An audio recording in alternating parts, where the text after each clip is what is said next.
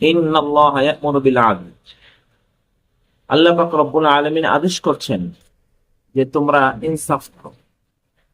ইনসাফ করো কথার ব্যাখ্যা হচ্ছে যার কাছে যার যে পাওনা আছে সেই পাওনাগুলোকে পরিশোধ করে দাও। তাফসীর কিতাবের মধ্যে সুন্দর একটি তালিকা এসেছে কার কাছে কার কি পাওনা আছে। যেমন বান্দার কাছে আল্লাহর পাওনা আছে, আল্লাহর কাছে বান্দার পাওনা আছে। উম্মতের কাছে নবীদের পাওনা আছে, নবীদের কাছে উম্মতের পাওনা আছে। পীরের কাছে মুরিদানের পাওনা আছে, মুরিদানের কাছে পীরের পাওনা আছে। ইমাম সাহেবের কাছে মুসল্লিদের পাওনা আছে, মুসল্লিদের কাছে ইমাম সাহেবের পাওনা আছে। সরকারের কাছে জনগণের পাওনা আছে, জনগণের কাছে সরকারের পাওনা আছে। মা বাবার কাছে সন্তানের পাওনা আছে, সন্তানের কাছে মা বাবার পাওনা আছে।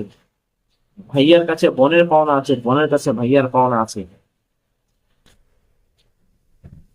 শিক্ষকের কাছে ছাত্রের পাওনা